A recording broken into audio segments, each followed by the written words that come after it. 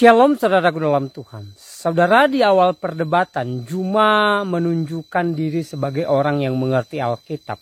Tetapi di akhir perdebatan kalau saudara perhatikan, Juma dibuat malu dengan ucapannya sendiri oleh penjelasan apologet Kristen yang sangat cerdas dan membuat Juma tidak berkutik.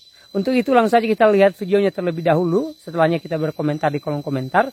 Dan dukung Apologet Kristen dengan like dan share video ini supaya menjadi berkat bagi banyak orang. Mari kita mulai, tekan tombol like dari sekarang. Dan mari kita lihat videonya. Oke, saya bicara sedikit dulu. Ya, silakan.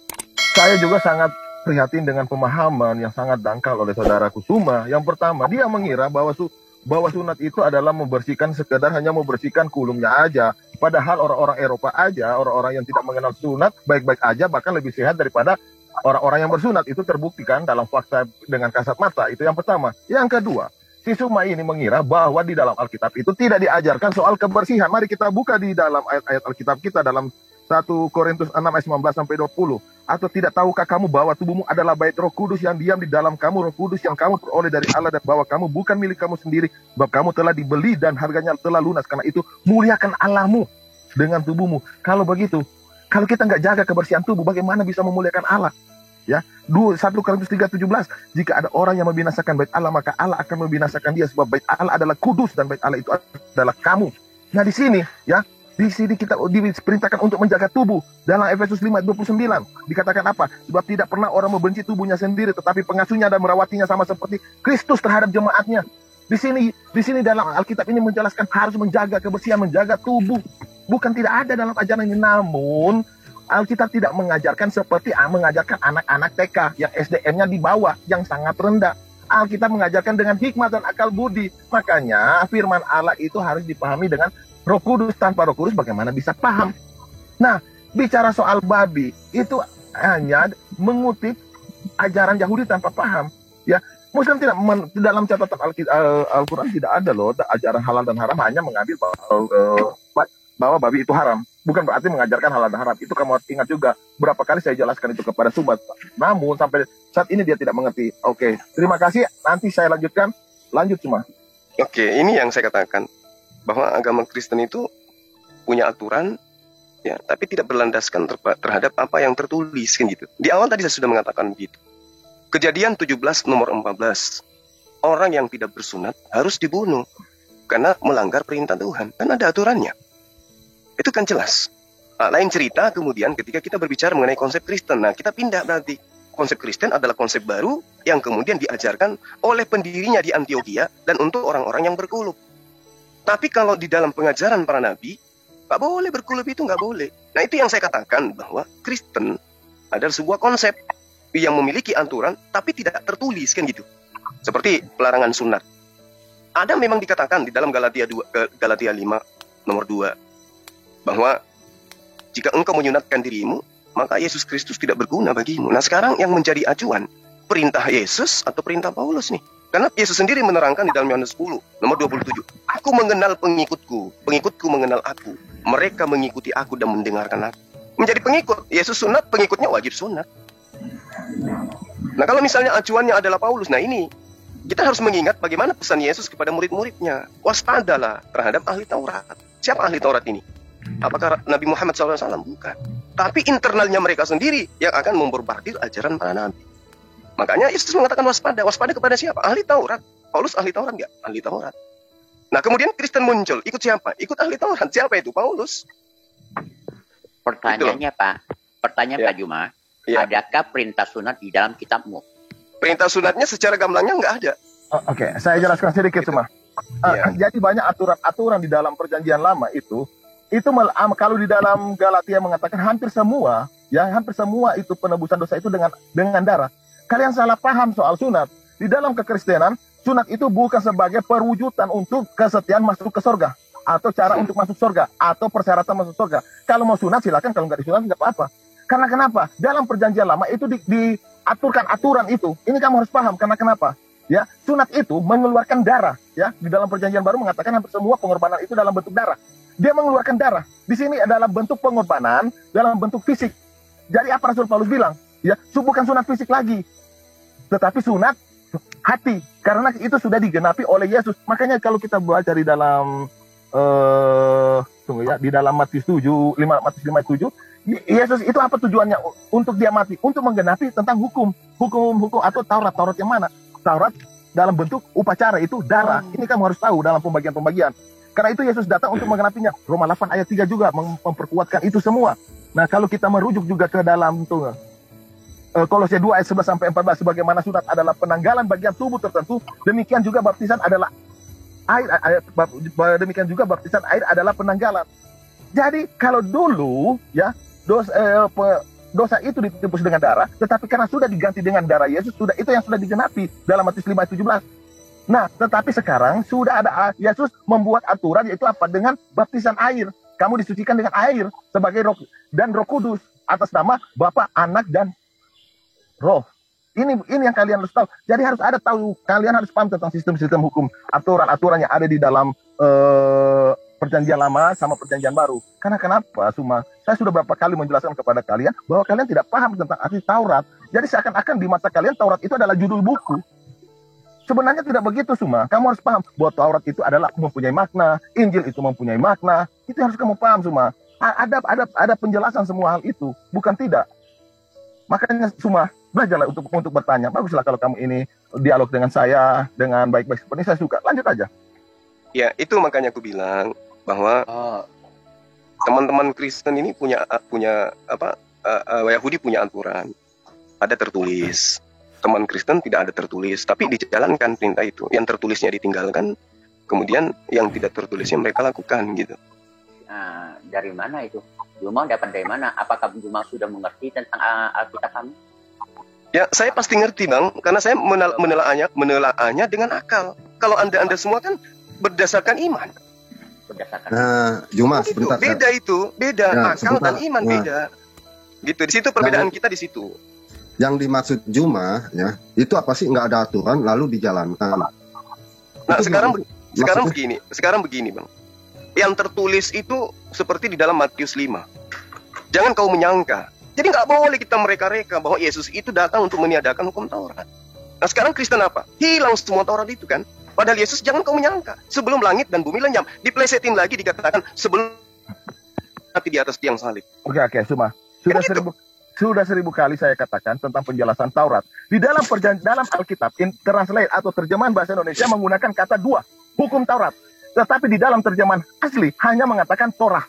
Tetapi dalam terjemahan bahasa Inggris disebut law. Emang hukum Taurat itu adalah, ingat dan catat, hukum Taurat adalah apa? Dua kata yang sama, pengulangan kata yang sama dalam dua bahasa. Nah, sekarang ketika Yesus mengatakan aku datang untuk menggenapi hukum Taurat, bukan untuk meniadakan hukum Taurat, tapi untuk menggenapi Taurat. Nah, sekarang saya mau tanya, apa yang di Taurat, apa yang digenapi? Nah, di dalam Alkitab ini ada 3 hukum dalam pembagian yang saya ingin katakan. Yang pertama, 10 hukum Allah dan keseluruhan hukum, dan ada juga hukum upacara. Hukum upacara itu menyangkut tentang aturan-aturan tentang persembahan, tentang pengorbanan darah. Itu makanya kan dalam Galatia mengatakan hampir semua pengampunan dosa itu dalam bentuk darah. Yang Yesus genapi adalah Taurat dalam bentuk upacara, yaitu pengorbanan darah anak domba. Itu yang digenapi. Makanya kita sekarang orang Kristen sudah tidak melakukan hukum upacara tersebut, itu pengorbanan. Tetapi orang Yahudi yang tidak percayakan Yesus sampai detik ini masih melakukan hal itu. Nah, sekarang jika kamu ulang lagi orang Kristen tidak paham bahwa Yesus datang, aduh, berarti kamu nggak paham yang saya jelaskan selama ini semua. Makanya kamu harus tahu pengelompokan Taurat. Jadi ketika dikatakan aku datang menggenapi hukum Taurat, yang kamu pikirkan keseluruhan hukum-hukum di dalam Alkitab. Tidak begitu. Karena kamu tahu, hukum sipil itu disebut Taurat. Hukum upacara itu disebut Taurat. 10 hukum disebut Taurat. Nah, makanya saya tanya, hukum Taurat mana yang digenapi? Sekali lagi saya menjelaskan. Taurat dalam bentuk upacara, yaitu pengorbanan darah anak domba. Itu yang digenapi Yesus. Tapi hukum-hukum yang lain itu masih berjalan. Sampai situ udah paham nggak semua? Nah, saya paham. Makanya saya katakan bahwa Kristen itu adalah sebuah kelompok yang membuat aturan tidak tertulis, kan begitu. Nah sekarang begini. Tolong beri saya ruang untuk membuktikan itu. Ya. Sekarang begini. Yesus tertulis mengatakan bahwa hukum Taurat itu sebelum lenyap langit dan bumi nggak boleh setitik pun dihilangkan. Betul. Nah, apakah langit dan bumi sudah lenyap? Oke, saya jelaskan lagi. Menghilangkan hukum Taurat. Saya jelaskan lagi. Yang Sekarang pertama, apakah bumi dan langit sudah lenyap? belum. Sekarang pertanyaannya, Taurat Dengan apa yang demikian, dihilangkan? hukum Taurat itu nggak boleh dihilangkan. Kalau Oke. kemudian ada konsep, sabar. Kalau kemudian ada konsep belakangan muncul bahwa itu harus digenapi karena harus ada mati terkutuk di atas tiang salib untuk menebus dosa warisan. Kawan, di dalam Yesaya 44 nomor 22 sudah diterangkan bahwa dosa pemberontakan Bani Israel itu sudah dihilangkan. Laksana kabut diterbangkan angin. Tidak ada lagi dosa-dosa bagi mereka. Itu penekanan. Jadi kalau misalnya ada konsep kemudian digenapi, seperti misalnya, jangan engkau makan babi, Imamat 11 nomor 7, karena itu haram bagimu. Ketika digenapi menjadi halal. Ini logikanya di mana? Oke, Suma, kamu berbicara dengan saya, Suma. Suma, kamu berbicara dengan saya. Silakan. Kamu berbicara dengan saya. Artinya begini, saya sudah jelaskan, jangan kamu memahami hukum Taurat itu hanya satu macam saja. Ya, ini Hukum seperti Taurat ada itu berapa? semua yang tertulis, yang diajarkan oleh Yesus kepada Bani Israel. Sementara Yesus tidak pernah mengajarkan perjanjian baru kepada Bani Israel. Perjanjian baru itu diajarkan kepada non-Yahudi. Suma. Itu. Taurat itu dalam bahasa Dimas. Ibrani artinya Taurat itu dalam bahasa Ibrani artinya aturan, perintah, instruksi. Kepada siapa? Kepada Kepada Taurat siapa? itu tidak ditujukan kepada siapa. Oh, Taurat salah. itu salah. Jadi hukum Taurat itu diuntukkan untuk Bani Israel. Gitu loh, ya. Dengar Suma. Itulah makanya aku bilang, ada tertulis kalian tidak imani. Enggak. Tapi tidak ada Suma. tertulis kalian imani. Kalian Suma, lakukan. dengar. Yeremia 31 nomor 33. Cuma sabar dulu, dijelasin dulu, nanti ditanggapi nggak Oke. apa-apa. Oke, Biar si sekarang, Suma. Pak Billy jelasin. Cuma Taurat itu artinya aturan, perintah, instruksi. Aturan, Ya, perintah, tahu. instruksi bukan hanya dari Yesus. Aturan sivil itu aturan pemerintah. Dan aturan bangsa Israel itu bukan dari Tuhan pun. Seperti hukum Musa gigi ganti gigi itu disebut Taurat. Apakah itu dari Tuhan? Tidak. Itu aturan sivil tapi disebut Taurat. Artinya Taurat instruksi, aturan, perintah. Jadi jangan kamu menganggap Taurat itu artinya hukum dari Allah. Kamu salah. Karena Taurat itu dibagi seperti ini. Moral law, 10 hukum ada di sini. Apalagi di sini civil law, hukum sipil. Apakah hukum sipil ini disebut Taurat juga? Apakah hukum sipil ini dari Tuhan? Tidak. Tapi disebut Taurat juga di dalam terjemahan asli. Yang ketiga, sanitary law, hukum kebersihan. Disebut apa? Disebut Taurat. Apakah sanitary law ini dikeluarkan oleh Tuhan? Tidak. Sekarang, safarial, hukum-hukum upacara korban. Ini aturan Tuhan.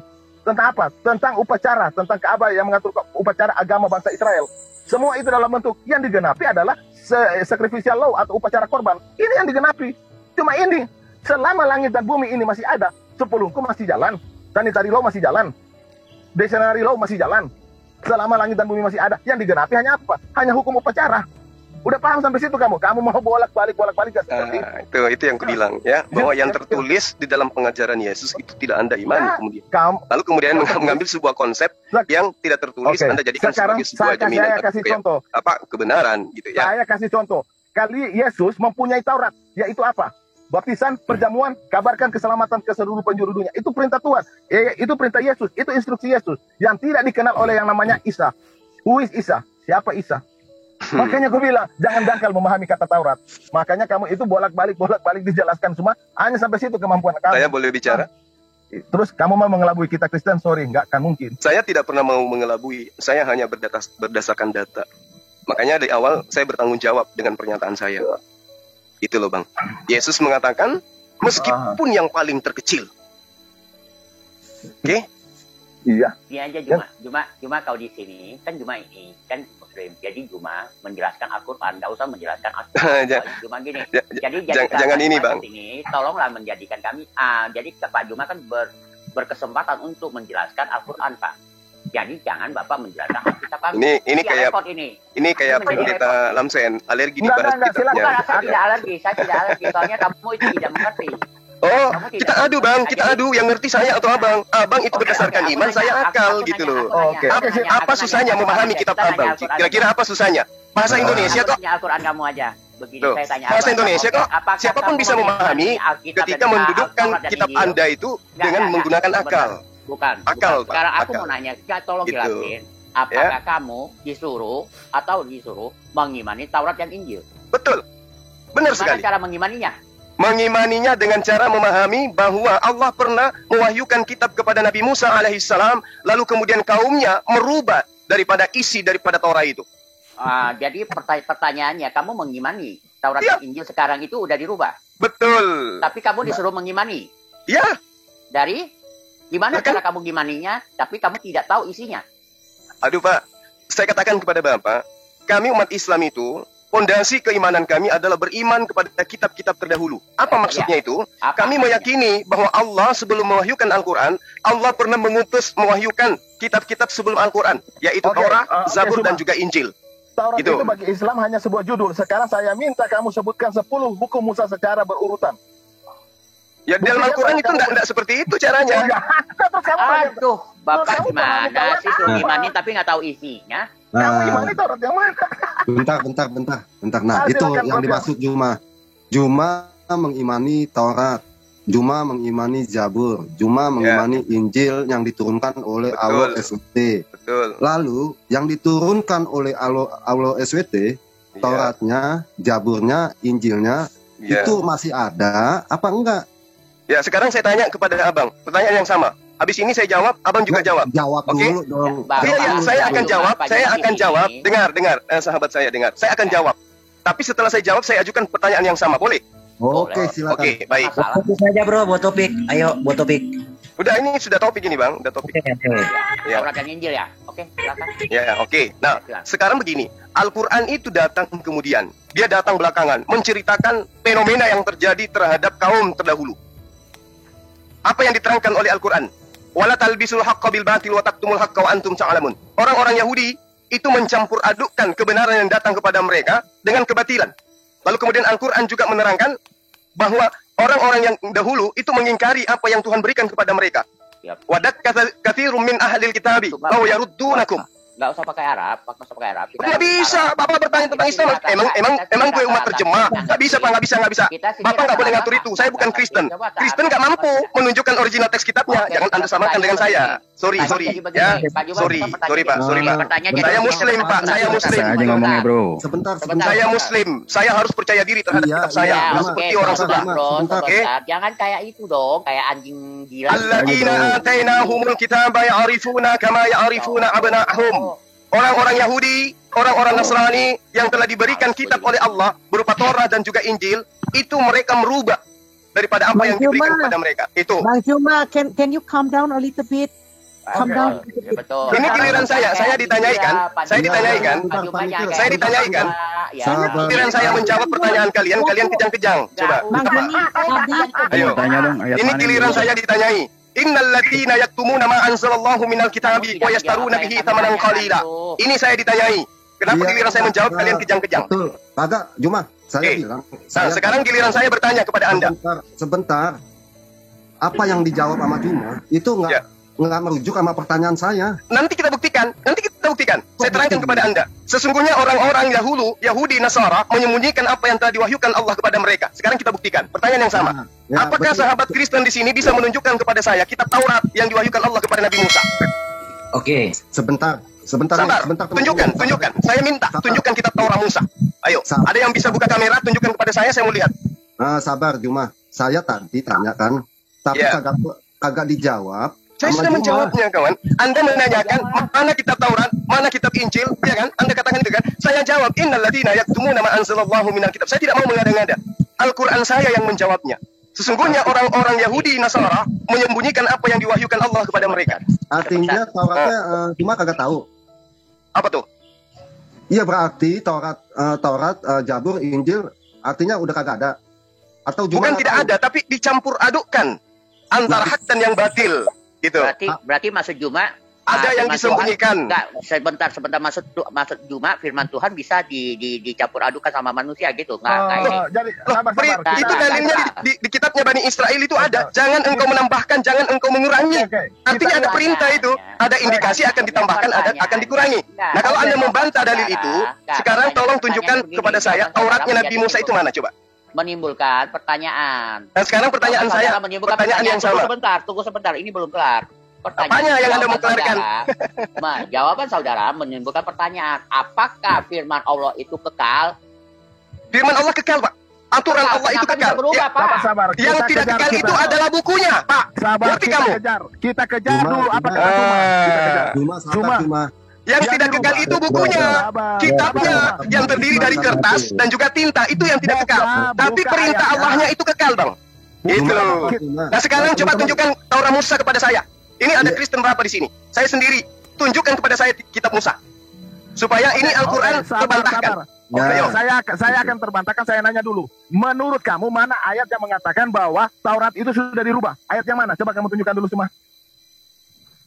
Tidak diterangkan bahwa ayat ini yang Di dirubah. dalam Al-Quran, Taurat atau kitab Taurat yang dirubah? Saya mau tahu dulu.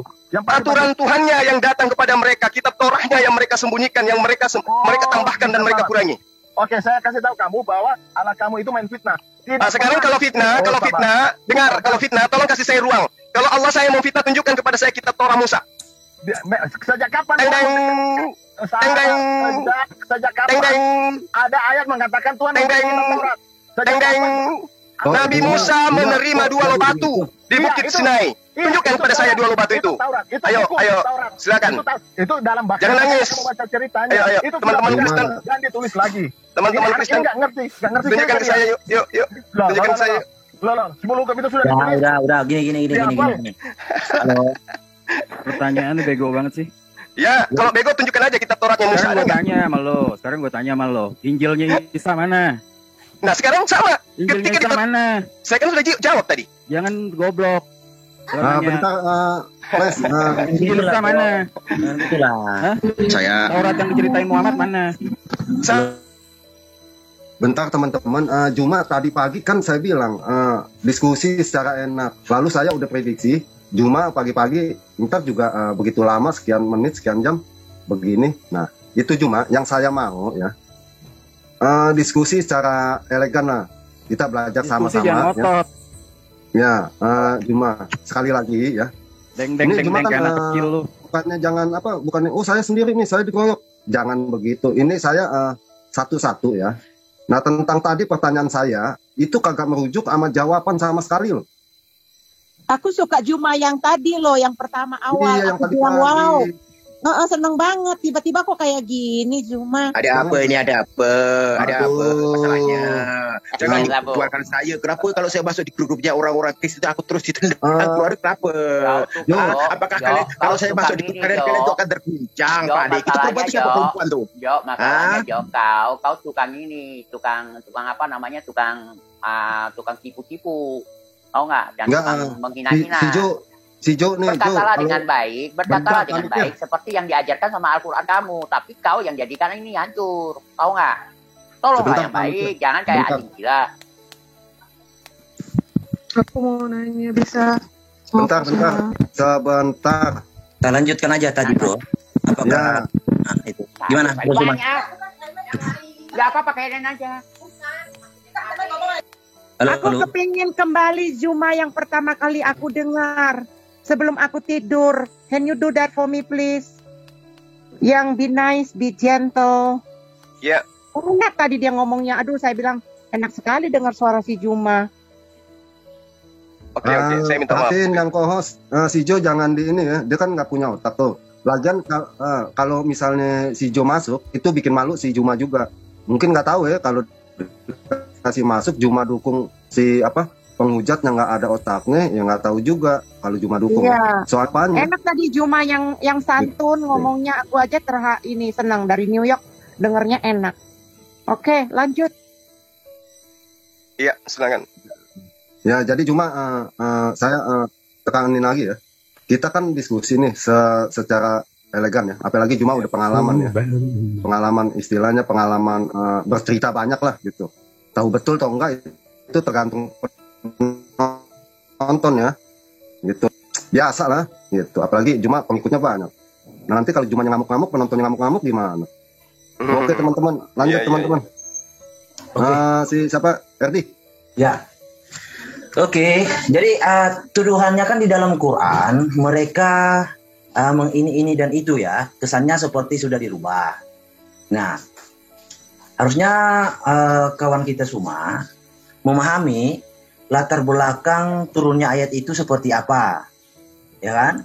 Karena yang ku ketahui, yang dinyatakan oleh ayat Quran tentang Taurat dan Injil sudah mereka utak-atik, itu lebih kepada terjemahan. Jadi bukan, jadi di situ Allah dan Jibril dan Muhammad mengkanter Taurat dan Injil terjemahan, bukan original teks. Kenapa saya katakan begitu? Ya, sebab Allah, Muhammad dan Jibril tidak ada sejarah di dalam Quran yang mengatakan mengerti dan paham apa itu Hebrew, ya. Jadi kawan-kawan di sini semua harus tahu. Karena latar belakang itu saya dapat ketika Waraka menulis Injil di dalam menyalin kitab Injil, ya, ke dalam bahasa Arab, ya. Dan itu harus diakui oleh kawan-kawan seperti Bro Suma bahwa bahasa Hebrew tidak pernah, ya, orang Arab pahami, ya. Tidak pernah Jibril bernarasi dalam bahasa Hebrew. Tidak pernah Allah Subhanahu wa taala bernarasi dalam bahasa Hebrew. Nah, ini menjadi suatu pandangan atau suatu yang dasar dari saya mengatakan bahwa yang dikanter oleh Allah Subhanahu wa taala, Jibril dan Muhammad itu bukan original teks, tetapi tafsiran orang-orang Yahudi yang sudah ditranslate ke dalam bahasa Arab. Itu yang dikanter, bukan original teksnya. Karena memang orang Yahudi dituduh suka mengutak-atik, ya kan? Karena saat itu Muhammad mendamba-dambakan bahwa dia itu mau menyatakan diri sebagai Mesias. Nah, seperti itu. Latar belakangnya, silakan. Ya.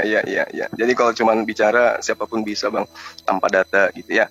Nah, ketika kemudian saudara saya, Bang Herdi, mengatakan kemudian penyangkalan terhadap Quran, di mana Al-Quran sudah sangat tegas mengatakan seperti apa yang saya katakan tadi.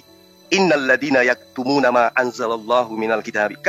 Saya dalam hal ini ketika berbicara Quran, saya nggak boleh mengada-ngada. Saya pertaruhkan kebenaran Al-Quran ini di hadapan teman-teman Kristen.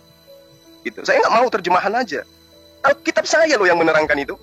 Sesungguhnya orang-orang yang menyembunyikan apa yang telah diturunkan Allah, yaitu Alkitab. Nah, sekarang kalau Anda, sahabat saya, mengatakan Alkitab itu tidak disembunyikan kok, saya minta tunjukkan kitabnya Nabi Musa. Ada nggak? Itu dulu, bantah Al-Quran ini dulu, yang 1400 tahun silam ini dulu. Itu dulu yang Anda harus gagalkan gitu loh. Lalu kemudian, kalau tidak bisa menunjukkan itu, Al-Quran lebih tegas menerangkan, Fawailul lilladzina yaktubunal kitab biaidihim. Nah, Al-Quran menerangkan, silakan orang-orang yang menulis kitab dengan tangan mereka sendiri. Berarti ada oknum yang di sini diterangkan menulis kitab dengan tangannya sendiri. Dan kemudian mengatakan kitab itu dari Allah. Ini yang dimaksud Quran ini siapa? Tsumma yaquluna hadza min indillah. Dia katakan kitab itu dari Allah. Nah, Al-Quran di data yang lain, kitab Allah yang benar itu disembunyikan. Nah, sekarang sahabat Kristen mengaku agamanya lebih tua, kitabnya lebih tua, lebih paham Taurat, lebih ngerti Injil. Saya, umat belakangan yang datang, minta pembuktian mana kitabnya Nabi Musa. Oke, sekarang ini memang sudah kejam fitnah ini. Di mana ada kitab dari langit? Dari mana? Kejam sekali fitnah ini. Ada kitab dari langit. Gimana, Bro Lin mau maju, silakan. Ya, tunggu, sabar dulu. Bagaimana kita berbicara tentang Taurat, sedangkan dalam Al-Quran dan hadis tidak pernah menjabarkan arti daripada Taurat. Apakah Al-Quran dan hadis mengenal Taurat? Tidak, mereka tidak mengenal Taurat. Karena yang mereka tahu Taurat itu adalah judul kitab, judul, nama. Apakah mereka tahu pemaknaan Taurat? Kita bongkar Al-Quran sama hadis. Apakah Anda menjelaskan tentang Taurat? Nggak ada. Mereka tidak tahu apa arti Taurat. Karena Taurat itu bahasa Ibrani, sedangkan mereka orang Arab. Mana mereka paham kata Taurat? Coba buktikan. Sekarang saya mau lihat pembuktian. Apa arti Taurat? Menurut penjabaran Al-Quran dan hadis, silakan. Ya. Oke, kita buka di dalam surah 2 ayat 75 ya. Santai ya bro, kita diskusi santai aja ya. Surah 2 ayat 75. Surah 2 ayat 75. Oke, maka apakah kamu sangat mengharapkan mereka percaya kepadamu sedangkan segolongan dari mereka mendengar firman Allah lalu mereka mengubahnya kan? Nah ini data tujuannya. Nah sekarang kita lihat dari apa yang diubahnya itu apa? Original text ya atau terjemahannya atau tafsirannya itu ya kita pelajari di situ. Oke. Nah di sini dikatakan tafsir jalan lain ya, hai orang beriman ya, sedangkan satu golongan firman Allah mengubah yaitu Taurat sebelum memahaminya padahal mereka. Nah, ini tidak ada penjelasan ya apa yang dirubah. Tapi di sini tafsir Ibnu Katsir ya mengatakan yang dirubah itu adalah terjemahannya atau yang lebih kepada tafsirannya gitu bro. Jadi yang berubah itu bukan original teks ya. Ini bro baca tafsir Ibnu Katsir Al-Baqarah 75 ya. Jadi di situ dikatakan bahwa yang berubah itu tafsirannya. Karena orang Yahudi mengolok-olok Muhammad saat itu. Karena Muhammad menyatakan diri sebagai Mesias. Sedangkan orang Yahudi tahu benar Mesias itu hadir dari keturunan Yehuda. Begitu bro. Jadi Mesias yang dijanjikan itu hadir dari keturunan Yehuda. Jadi masalah ini, masalah tuduhan Quran atas Injil dan Taurat, ya, bahwa kitab itu sudah dirubah, itu bukan original teks, tetapi terjemahan yang lebih menuju kepada tafsiran orang Yahudi yang sudah diterjemahkan ke dalam bahasa Arab. Oke, ya? Mantap, penjelasannya mantap. Oke, nah sekarang begini. Yang sahabat jadikan sebagai kitab hari ini itu terjemahan atau original teks? Oke. Jadi begini, Suma. Tunggu dulu, jawab dulu. Jangan nangis dulu, jawab aja dulu ini. Masalahnya yang Saudara Herdi menjelaskan tentang penafsiran bahwa yang dirubah adalah terjemahannya. Nah sekarang, apakah kalian memahami, apakah kalian mengimani kitab original teksnya atau yang ada pada gereja itu hanya terjemahannya? Oke. Yang jujur. Ya, oke, santai. Jadi gini. Jadi kekristenan itu menerjemahkan dari original teks kan? Ya. Terus kami mengimani itu. Masalahnya yang terjemahan yang di kantor itu terjemahan bahasa Arab saat itu di zaman Muhammad. Karena begini ya, sebentar. Karena begini. Di dalam Quran ada narasi kayak gini, Bro. Yeah. Bahkan Muhammad itu dilarang ikut campur atas Taurat dan Yahudi karena mereka orang-orang Nasrani dan Yahudi itu sudah punya dasar yaitu Taurat dan Injil. Nah, lalu ada narasi di dalam Quran ngomong kayak gini. Orang-orang Nasrani dan Yahudi tidak akan dipandang beragama sampai mereka menegakkan ajaran Taurat dan Injil. Nah, itu suatu ketetapan yang Allah berikan, ya kan? Itu Allah berikan atas orang-orang Yahudi dan Nasrani. Jadi untuk apa Anda membawakan Quran menjelaskan tentang Taurat dan Injil? Sedangkan Allah sendiri mengatakan orang Yahudi dan Nasrani punya ketetapan atas mereka yaitu Taurat dan Injil. Jadi sudah diperintahkan jangan kenapa lagi membawakan Quran menjelaskan Quran. Sedangkan dalam hal ini Quran yang menyatakan soal diubah di otak itu bukan original teks, ya. Dan bro harus pahami juga, coba bro baca di dalam Quran maupun hadis. Tidak pernah Allah dan Jibril dan Muhammad bernarasi tentang Taurat, tentang Hebrew, tentang original teks. Tidak ada. Yang mereka narasikan adalah tafsir. Jadi Allah di sini mengkanter tafsiran orang Yahudi yang sudah diterjemahkan ke dalam bahasa Arab. Itu yang menjadi masalah, bro. Ya, jadi gini, Bang Herdi. Ya, Al-Quran itu tidak pernah membahas tentang terjemah. Enggak. Al-Quran hanya membahas tentang kitab yang datang kepada Nabi Musa. Yang Anda bahas ini adalah penafsiran yang kemudian menyakiti Anda sendiri karena Anda hanya memahami terjemah kan gitu. Sementara yang Anda katakan ini yang ditegur adalah terjemah. Nah, ketika Al-Quran kemudian menerangkan ya bahwa kitab terdahulu itu mengalami kemudian apa yang dikatakan perubahan, ada yang menyembunyikan. Sehingga Allah menerangkan, ya ahlul kitab lima takfuruna bi ayatillah wa antum tashhadun. Kalian mengetahui tentang firman Allah yang datang kepada nabi-nabi, tapi kalian mengingkari, gitu. Kalian tahu Yesus itu utusan Allah, tapi kalian mengingkari. Itu kata Allah. Kita perjanjian lama yang kita bicarakan Taurat, kenapa sudah pada Yesus? Santai, bro. Jangan seperti iklan tesostro, apapun makanannya, minumnya tesostro. Ini saya sedang membahas Al-Quran. Santai, bro. Santai. Yesus, ingat ya, Yesus itu datang kepada ahli kitab, bukan datang kepada Kristen. Catat itu. Jadi kalau Al-Quran menerangkan ahli kitab, berarti bercerita tentang umatnya Yesus. Ahli kitab itu bukan Kristen. Catat itu. Tidak ada statement bahwa Yesus datang kepada orang Kristen. Kalian ahli terjemah, bukan ahli kitab. Sudah 1000 kali diterjemahkan. Dijelaskan bahwa Kristen adalah umat terjemah. Bukan. Kristen adalah apa? Orang-orang pengikut ajaran Yesus Kristus. Ajaran Paulus di Antioquia. Tuh Kristen. Nggak tahu artinya apa. Kristen adalah pengikut Paulus di Antioquia. Pengikut Yesus itu pasti praktisi Yahudi. Pasti pengikut Yesus itu taat kepada hukum Taurat. Gini. Kita minta arah kepada orang Musa. Bagaimana si semua menjelaskan Taurat sedangkan dia tidak paham Taurat. Pak Billy jangan ngelebar. Anda juga bukan ahli Taurat, Anda Kristen. Kamu Kristen, kamu bukan ahli Taurat, kamu Kristen. Paham? Saya ahli Taurat, guru saya adalah nenekmu kiper. Ahli Taurat dari mana? Oke, jadi gini ya, bro. Saya buka data Quran ya, sebentar. Saya buka data Quran. Silakan, taati Al-Quran sebisa Anda, silakan. Bukan gini ya. Saya ada yang noise, Bang, ada yang noise. Tolong yang noise. Ya, gini. Apalagi di situ dan sekiranya mereka sungguh-sungguh menjalankan Taurat dan Injil dan yang diturunkan kepada mereka dan Tuhan, niscaya mereka akan mendapat makanan dari atas dan dari bawah. Betul, bagi Bani Israel, betul. Oke. Terus jadi gitu, bro. Di situ Muhammad sendiri ya yang dikatakan di situ ya untuk tidak mengkanter atau masuk campur dalam urusan Taurat dan Injil karena di situ jelas dikatakan ya. Ya emang tidak pernah memang. Bentar. Membacanya pun tidak bisa dia. Ya bentar. Makanya. Iya, jangan dipotong lah.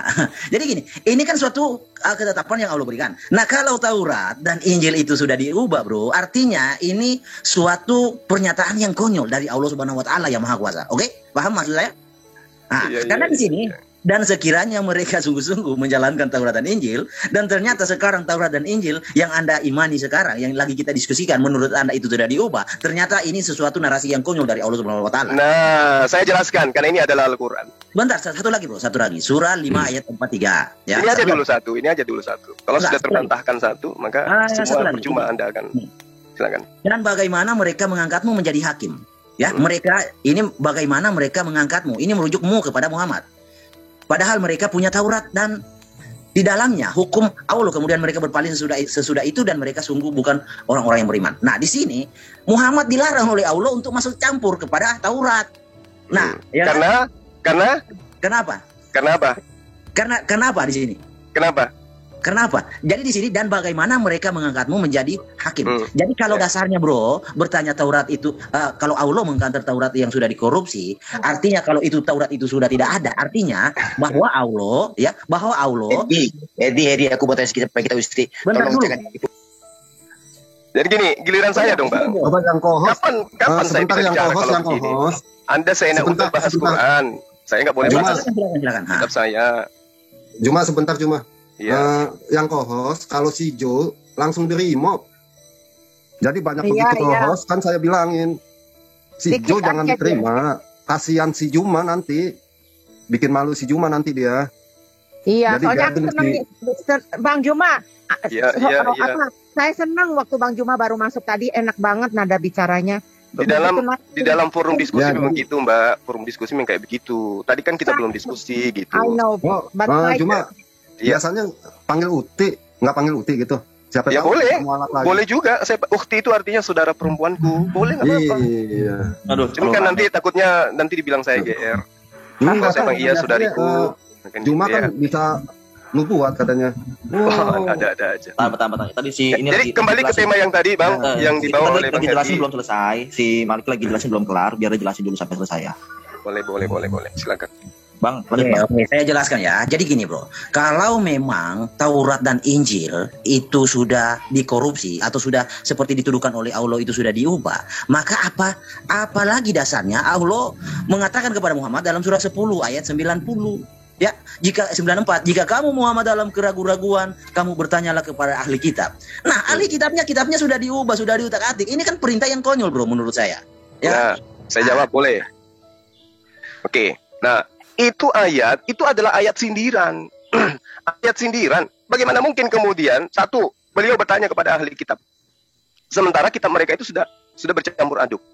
Itu satu. Kemudian baginda Rasulullah Muhammad SAW tidak pernah ragu dan tidak pernah bertanya. Lalu kemudian ketika abang saya mengambil dari surah Al-Maidah tadi di ayat 43, wa kaifa yuhakkimuna. Nah, di sini diterangkan bagaimana mungkin kemudian mereka akan menjadikan engkau hakim. Sedangkan mereka memiliki Torah, di dalamnya ada hukum Tuhan, tetapi mereka tidak menjalankan itu. Hukum Torah yang datang kepada mereka, mereka tidak jalankan, mereka tidak laksanakan. Bagaimana mungkin kamu mimpi kemudian untuk dijadikan sebagai hakim? Lawang Yesus aja datang kepada mereka ditolak. Itu maknanya, Bang. Lalu kemudian boleh ditunjukkan ayatnya dong. Lalu kemudian ketika abang ini membawa Al-Maidah ayat 66. Sebentar bro Cuma. Belum yang tadi kasih ayatnya. Coba tunjukkan dong.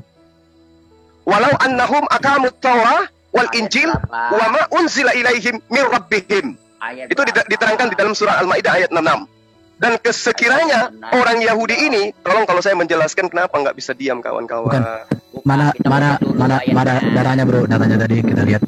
Itu tadi diambil dari surah Al-Maidah ayat 43. Al-Maidah. Cuma ketika lagi sabar teman-teman, biar si Juma bercerita, tetapi Juma ketika menggunakan dalil ya, sabar dulu biar di share screen gitu. Jadi sabar gitu. Jadi nanti Juma lama itu Bang, lama saya mau ini saya sudah kan kasih bentar gini. Saudara Herdi kan membawa dalil. Dia yang menunjukkan dalil, saya hanya menanggapi gitu. Bro Juma, gini maksud aku penjelasan bro. Yang berbobot ini siapa ini? Noise. The best of meal. Ini Bro Juma lihat ya. Dan bagaimana mereka, kata Herdi tadi itu orang Yahudi akan mengangkatmu Muhammad menjadi hakim mereka, hakim orang Yahudi. Padahal mereka orang Yahudi mempunyai Taurat yang di dalamnya hukum Allah. Nanti terus? mereka berpaling. Terus? Setelah itu, sungguh terus? mereka bukan orang-orang beriman. Nah, terjawab kan? Oke. Jadi gini, pertanyaannya, kalau dari ayat ini, pertanyaannya, Iya. di sini ada hukum Taurat Iya. dan ada hukum Allah. Iya. Mereka punya ini. Lantas gimana? Apa yang Anda ingin pertanyakan? Ya berarti orang Yahudi waktu itu punya hukum Taurat itu. Iya, memang. Oke. Makanya kami beriman. Oke, mereka bukan beriman. Bukan beriman kemana? Ya, beriman kepada apa yang diajarkan kepada mereka. Loh, mereka udah punya hukum Taurat. Mereka punya hukum Allah. Betul. Sama ketika kita Lihat, Indonesia. ini lihat. Mereka berpaling dari putusanmu setelah itu. Jadi, dengar dulu. Berarti di sini orang-orang Yahudi, bicara kalau kayak begini. bukan orang-orang Yahudi di sini. Datang lagi si ini, si satu, siapa yang namanya ini, si Kecap. Dia lagi yang menjelaskan Al-Quran. Lihat dulu, mereka bisa menjelaskan kalau jadi gini, mereka di sini tidak beriman kepada ajaran yang dibawa Nabi Muhammad, tapi orang Yahudi itu beriman kepada apa yang ada di kitab Taurat. Nah, itu betul, kan? Itu cara kamu berpikir. Karena kamu akan makan cendol. Sudah dijelaskan di situ. Wa ma ulaika bil mu'minin. Mereka bukan orang-orang yang beriman. Berarti mereka melanggar daripada hukum Tuhan yang datang kepada mereka. Bagaimana mungkin kemudian aturan yang datang kepadamu mau mereka taati, sedangkan aturan yang datang kepada mereka mereka ingkari. Gitu loh maksud ayat ini. Gitu loh, Bang. Oke, saya lanjut ya. Oke, saya lanjut. Silakan. Gini ya, saya mau share dulu. Jadi bro, jelas di situ bukan tentang mengubah isinya, tapi mereka sebentar, jangan dipotong. Sebabnya orang Yahudi di situ tidak mengikuti isinya. Gini, saya bawa data Quran ya. Oke, 1 surah 6 ayat 34. 6 ayat 34. Oke, ya. Dan sesungguhnya telah didustakan pula rasul-rasul sebelum kamu. Ini yang didustakan rasulnya, bukan kitabnya. Akan tetapi mereka sabar terhadap pendustaan dan penganiayaan terhadap mereka sampai datang pertolongan Allah kepada mereka. Tidak seorang pun yang dapat merubah kalimat-kalimat Allah. Dan sesungguhnya telah datang kepadamu. Jadi di sini tidak ada seorang pun yang bisa merubah kalimat-kalimat. Oke, kita tambah datanya biar lebih kuat. Surah 48, ya. Surah 48 ayat 23. Oke. Nah, sebagai suatu sunatullah yang telah berlaku sejak dahulu, ya, kamu sekali-kali tiada akan menemukan perubahan bagi sunatullah itu. Oke. Terus ada lagi? Bentar, ada lagi, satu lagi. Ya, ada lagi. Tunjukkan sebanyak mungkin ya. Bukan satu, banyak sih, tapi satu aja. Nah, jadi surah 39 ayatnya 62. Oke. Allah menciptakan segala sesuatu dan dia memelihara segala sesuatu. Nah, dari situ bro, narasi Allah memang berbenturan dengan surah yang lain. Di satu sisi mengubah, tetapi saya kuatkan lagi ya di sini bro, tentang tafsiran surah Al-Baqarah ayat 75 dan 78. Di situ yang dikanter oleh Allah Subhanahu wa taala itu bukan original text, tetapi lebih kepada bro baca di dalam tafsiran Ibnu Katsir, itu mengkanter terjemahan. Dalam hal ini terjemahan yang sudah ditafsir. Jadi Allah mengkanter tafsiran orang-orang Yahudi tentang Taurat yang sudah diterjemahkan ke dalam bahasa Arab. Ini datanya Ibnu Katsir. Oke, paham ya bro? Oke, silakan. Oke, saya tanggapi ya. Nah, ketika sahabat saya ini membawa dalil-dalil dari Al-Quran tentang ketetapan, tentang hukum, yang kemudian Tuhan tidak akan pernah mungkin mau merubah hukumnya. Nah, Anda kemudian seakan-akan mengatakan, Yahudi tidak akan mungkin merubah hukum Tuhan. Itu kan yang Anda inginkan. Tuhan tidak ingin merubah hukumnya, memang. Tapi orang Yahudi mau nggak mereka taat kepada hukum itu? Tidak. Lalu apa endingnya? Mereka merubah hukum itu, tapi Tuhan tidak merubahnya. Tuhan tetap konsisten. Tuhan tidak pernah mengutus kemudian hambanya menjadi Tuhan. Itu ketetapan. Nah, ada nggak Tuhan itu merubah? Bahwa aku merubah yang tadinya aku utus sebagai rasul menjadi Tuhan, menggantikan aku. Nggak ada itu. Nah, sekarang untuk kemudian secara menyeluruh apa yang kemudian sahabat bawa tentang Al-Quranul Karim. Sunnatullahil lati qad khalat min qabl. Jadi Allah itu tidak pernah dari sejak dahulu, tidak pernah kemudian dia mau menemukan apa, dia tidak akan pernah mau merubah daripada hukum Allah itu. Ketika dia mengatakan jangan ada Tuhan lain di hadapanku, tidak akan pernah dia merubah. Ayo bikinlah Tuhan baru bernama ini dan itu. Nggak ada itu. Tetap saja Tuhan itu tetap satu, ketetapannya nggak pernah bisa berubah. Nah, kemudian untuk memahami ini lebih jauh, karena di sini forum Kristen, saya ingin teman-teman ini ngerti gitu loh. Ketika Yesus datang kepada Bani Israel, apakah Bani Israel menerimanya? Atau jangan-jangan yang Al-Quran terangkan, wa ma ya'tihim min nabiyyin illa kanu bihi yastahzi'un. Setiap kami mengutus nabi kepada mereka, pasti diolok-olok. Kalau nabinya saja diolok-olok, bagaimana ajarannya? Kenapa kemudian diterangkan kitab Taurat? Karena pada mereka ada nabi yang diwahyukan Taurat kepada mereka. Makanya Al-Quran menceritakan tentang itu. Ketika sahabat saya menerangkan dalam surah Al-An'am ayat 34, ya, dan sesungguhnya rasul-rasul sebelum engkau pun telah didustakan, tetapi mereka sabar terhadap pendustaan dan penganiayaan yang mereka lakukan. Ini Yesus alami nggak? Dialami. Lalu kemudian diterangkan, dan tidak ada yang dapat mengubah kalimat ketetapan Allah. Jadi ketetapan Allah itu tidak bisa dirubah. Tetapi kitab yang datang kepada mereka, itu yang mereka rubah. Bukan ketetapan yang ada di dalamnya. Artinya ketika Tuhan mengatakan, jangan kau membuat patung. Itu ketetapan Tuhan, tidak pernah kemudian Tuhan merubah ketetapan itu. Buatlah patung, nggak ada. Tapi yang kemudian... Sebentar ya. Gini bro. Jadi dari apa yang bro paparkan, dengan apa yang tadi diskusikan, maka saya melihat beberapa kenyataan. Perhatikan di sini ya. Saya mau bilang sama bro ini. Jika Taurat diubah oleh bangsa Israel manusia, maka konsekuensinya Allah gagal menjaga. Pertanyaannya, mungkinkah Allah gagal menjaga Tauratnya? Allah yang bagaimana itu gagal menjaga? Jika Taurat tidak berubah, maka umat Israel yang tidak taat. Ini tepat. Karena memang bangsa Israel itu sering tidak taat. Tapi konsekuensi ketiga, jika Taurat berubah, Israel tidak taat. Jika Taurat berubah dan Israel tidak taat, maka konsekuensinya adalah Allah gagal mengetahui fakta karena ia sendiri mengakui firman-Nya tidak berubah. Ini konsekuensi yang ada dari apa yang Bro sampaikan. Ini konsekuensinya, ini harus kamu pikirkan. Kalau Taurat diubah manusia, maka saya katakan Allah itu tidak ada. Atau itu Allah yang kuasanya lebih goblok daripada manusia. Itu karena, dan ini pun akan bertentangan dengan hukum di sini. Karena Allah sendiri tahu hukumnya. Jika Taurat tidak berubah, umat Israel tidak taat. Ini lebih tepat. Karena memang kenyataannya Israel seringkali tidak tepat. Tapi kalau dua-duanya, jika Tauratnya berubah, Israelnya tidak taat, maka di sini ada dua hal. Allah gagal mengetahui fakta sejarah, kenyataan.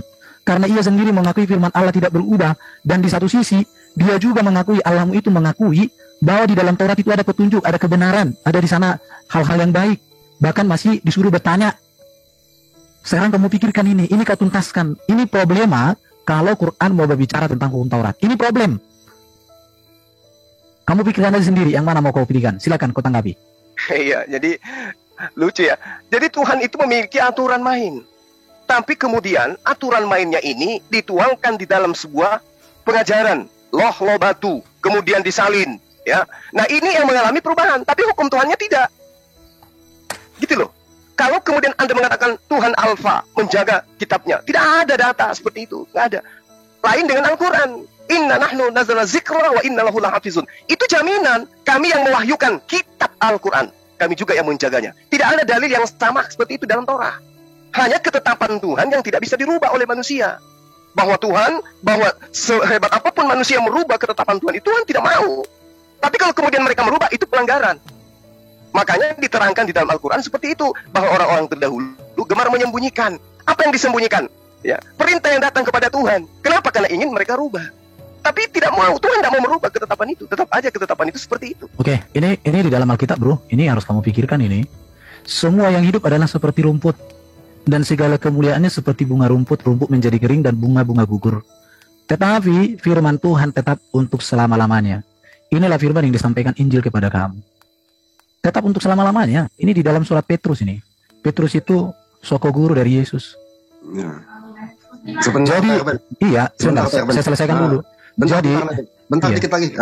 Teman-teman Muslim yang nonton di channelnya Juma ya, kalian mesti mengerti Alkitab yang dijelaskan oleh Pak Erben ya. Jadi dipahami, nonton, menyimak di channelnya Juma. Ya silakan Pak Erben. Oke, jadi konsekuensinya Bro Juma yang tadi, ini menjadi konsekuensi yang harus kamu tuntaskan di dalam kitabmu sendiri. Kenapa? Karena di satu sisi Allahmu mengatakan di dalam Taurat itu ada kebenaran. Di satu sisi Allahmu mengatakan firman-Nya tidak berubah. Tetapi di satu sisi dia mengatakan bahwa firman dirubah manusia. Tuhan yang macam manakah yang pelan kayak gitu? Itu yang harus kamu renungkan. Oke, sekarang begini. Itu kau pikirkan dulu, itu kau renungkan dulu. Baik, sekarang kita buktikan. Ya, apa yang diterangkan oleh Al-Quran dan yang Anda kemudian salah pahami. Di dalam Yohanes 10 nomor 34 diterangkan begini. Kata Yesus kepada mereka, ini ahli kitab loh. Tidakkah ada tertulis di dalam kitab Taurat kamu? Tertulis di dalam kitab Taurat kamu. Aku telah berfirman, kamu adalah Allah. Di Di mana di Taurat tertulis begitu? Bisa tunjukkan kepada saya? Oke, saya jawab ya. Ya. Jadi Taurat itu kan punya pengertian hukum ya atau petunjuk. Oke, mungkin dipahami, bro ini Taurat itu khusus Musa. Tapi jangan lupa Yesus juga menyebut segala ketetapan hukum atau petunjuk yang ada di dalam kitab nabi-nabi, kitab Mazmur, ya. Itu Yesus menyebutnya itu suatu petunjuk, ya, yang berarti Taurat. Nah, makanya Yesus juga menyebut, kadang di Alkitab Perjanjian Lama menyatakan seperti ini, Taurat Musa. Jadi dijelaskan Taurat siapa? Taurat Musa.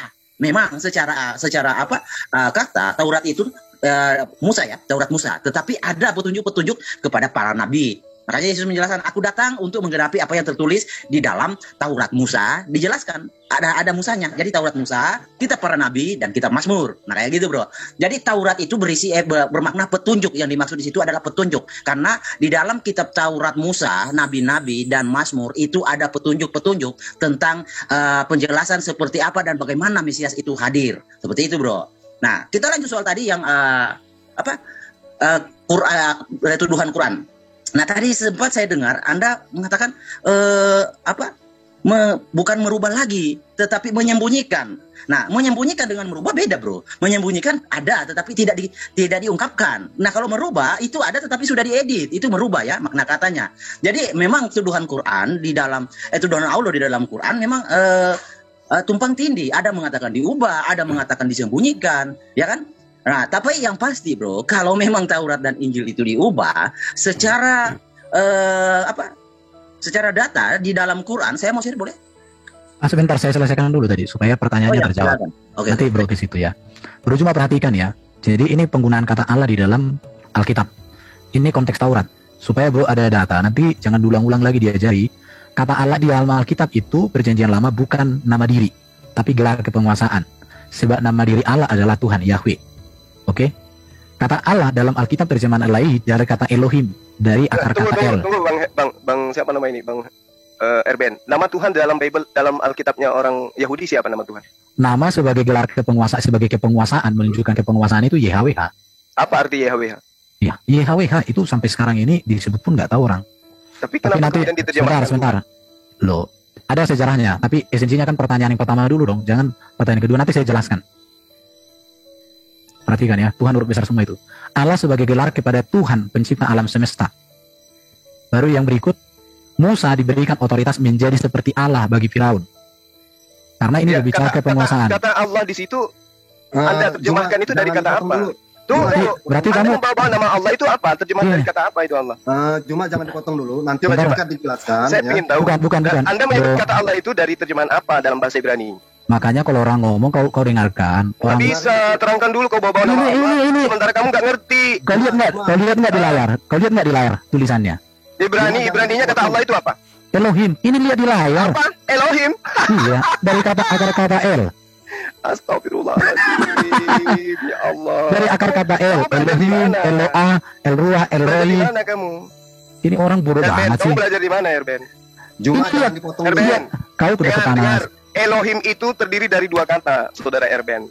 Elah dan Yim.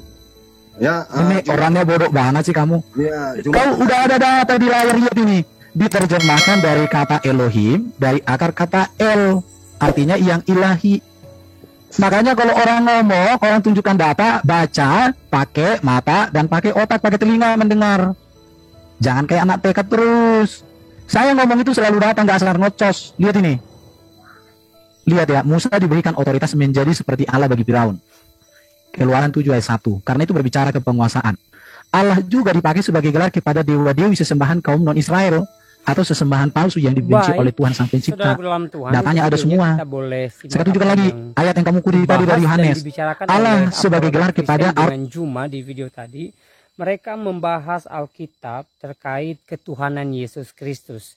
Dan yang mau saya tanggapi di poin pertama adalah tentang Juma yang sebenarnya sering saya sampaikan bahwa dia tidak mengerti Alkitab, dia tidak paham Alkitab, tetapi memaksakan diri membahas Alkitab seakan-akan dia menguasai dari isi daripada Alkitab. Tetapi nyatanya saudaraku dalam Tuhan, kalau saudara perhatikan narasi-narasi yang dia sampaikan tentang ayat-ayat Alkitab, maka saudara bisa temukan bahwa dia tidak paham Alkitab sama sekali. Dia tidak punya pengetahuan tentang Alkitab. Ya, dia tidak punya ilmu tentang Alkitab. Jadi saudara dalam Tuhan, ketika dia membicarakan ayat-ayat Alkitab, sebenarnya dia hanya sedang berasumsi. Dia hanya sedang menyampaikan asumsinya, bukan fakta. Itu kenyataannya. Tetapi Juma sampai hari ini merasa pede terhadap argumentasinya tentang Alkitab, walaupun amburadul dan selalu saja ngawur saudaraku dalam Tuhan, ya.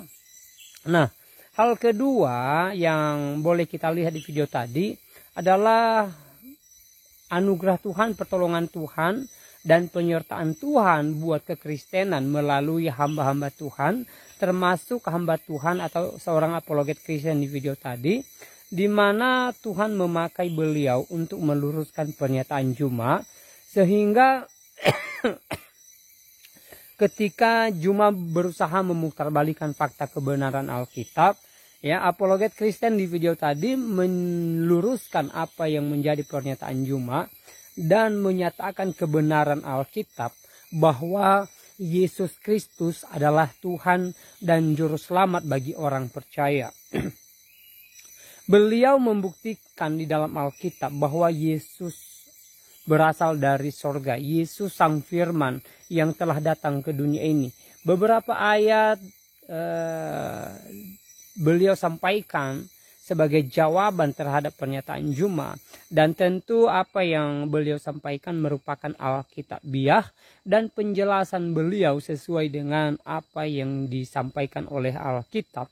Sehingga kebenaran Alkitab tetap tersampaikan kepada orang-orang yang belum mendengarkan Alkitab dan juga kepada kita sebagai orang Kristen, sehingga kita bisa memfilter apa yang menjadi pernyataan Juma, sehingga kita bisa mengerti bahwa Juma hanya sedang berasumsi, bukan sedang menyatakan kebenaran. Dan juga melalui penjelasan apologet Kristen tadi, tentu iman kita diteguhkan tentang Yesus, bahwa Yesus adalah Sang Firman yang telah datang ke dunia ini.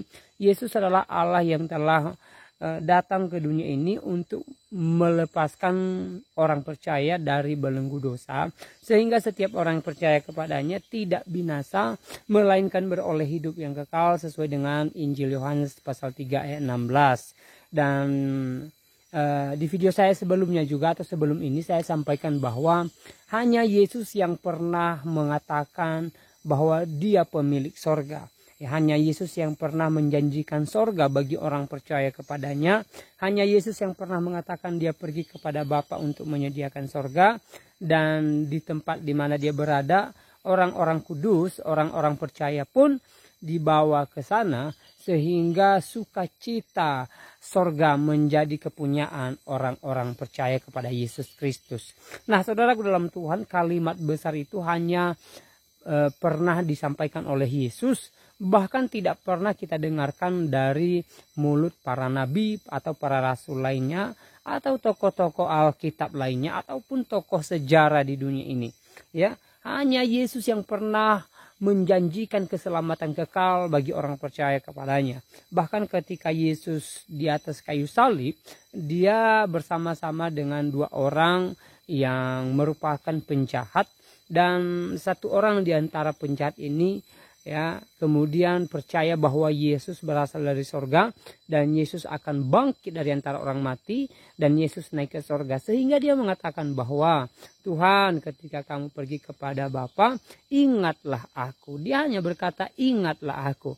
Tetapi saat itu Yesus menunjukkan kuasanya bahwa dia berhak menghapus dosa orang percaya kepadanya dengan mengatakan, hari ini juga engkau bersama-sama dengan aku di Firdaus. Saat itu juga Yesus menjamin keselamatan kekal bagi orang yang percaya kepada dia, yang juga disalib bersama dengan dia. Ini sangat luar biasa saudaraku dalam Tuhan. Ya, siapa yang pernah kita dengar ya ucapannya sebesar ucapan Yesus Kristus. Saya rasa tidak ada, saudaraku, dalam Tuhan. Hanya Yesus yang pernah mengucapkan kalimat-kalimat yang sangat luar biasa, yang sangat dalam. Bahkan hanya Yesus yang pernah memberikan janji kepada orang percaya kepadanya bahwa mereka tidak binasa, tetapi mereka dibawa ke tempat kekal di dalam kerajaan sorga, di mana di sana tidak ada ratat dan tangis, yang ada hanya sukacita untuk selama-lamanya. Ini sangat luar biasa, saudaraku, dalam Tuhan. Jadi kalau kita mendengarkan ucapan-ucapan Juma dan juga orang-orang lain yang tidak percaya Yesus lalu membahas Alkitab, jangan kita percaya begitu saja, tetapi mari kita kembali kepada firman Tuhan. Kalau ada ayat-ayat yang kemudian kita susah pahami di dalam Alkitab, mari kita datang kepada hamba Tuhan, pada pendeta, para penginjil, dan orang-orang yang paham Alkitab, sehingga mereka memberikan kita penjelasan dan iman kita tentunya semakin diteguhkan. Nah, saudaraku dalam Tuhan, di kesempatan ini juga saya kembali ingatkan kita supaya kita tetap semangat menjalani hari-hari kita, apapun yang sedang kita alami, apapun yang sedang kita gumuli. Mari kita tetap percayakan kehidupan kita kepada Tuhan dan percaya bahwa pertolongan Tuhan tidak pernah terlambat bagi kita. Pertolongan Tuhan senantiasa nyata bagi kita, pertolongan Tuhan senantiasa ada bagi kita, dan Tuhan tidak pernah meninggalkan kita. Hal yang terpenting adalah kita percayakan hidup kita kepada Tuhan, kita percayakan totalitas kehidupan kita, keluarga kita kepada Tuhan, bahkan kita serahkan persoalan kita kepada Tuhan, supaya Tuhan campur tangan, supaya Tuhan turun tangan menolong kita. Dan ingat, saudaraku dalam Tuhan, bahwa kuasa Tuhan lebih besar dari persoalan-persoalan kita saat ini. Hal yang terpenting adalah kita berserah kepada Tuhan, kita mengandalkan Tuhan, dan kita percaya akan kuasa Tuhan nyata bagi kita di waktunya Tuhan. Dan yang tidak kalah penting adalah kita menjadikan diri kita sebagai orang-orang yang taat akan firman Tuhan, sebagai orang-orang yang taat kepada Yesus Kristus dan juga kepada Alkitab, sehingga saudaraku dalam Tuhan, ya, melalui hidup kita nama Tuhan dipuji dan dimuliakan. Nah, saudaraku dalam Tuhan, dalam segala suka, dalam segala duka, mari kita tetap mengandalkan Tuhan, dan mari kita tetap memuliakan Tuhan, dan mari kita tetap berserah kepada Tuhan. Nah, saudaraku dalam Tuhan, selebihnya seperti apa tanggapan saudara? Ya, silahkan tulis di kolom komentar. Tuliskan tanggapan atau komentar yang baik, yang positif, terutama tanggapan atau komentar yang memuji memuliakan nama Tuhan dan yang memberkati kita sekalian. Nah, saudaraku dalam Tuhan, jangan lupa dukung channel ini dengan tekan tombol like, tekan tombol subscribe, dan juga tekan tombol loncengnya supaya video terbaru dari channel ini sampai ke saudara. Dan juga share atau bagikan video ini supaya melalui video ini banyak jiwa-jiwa yang memuji memuliakan nama Tuhan di atas kerajaan sorga. Semakin banyak jiwa yang percaya bahwa Yesus adalah Tuhan dan Juru Selamat dalam kehidupan mereka. Dan saya secara pribadi tidak terlalu panjang lebar menyampaikan pesan video ini. Semoga video singkat ini memberkati kita dan Tuhan Yesus Kristus memberkati kita. Shalom.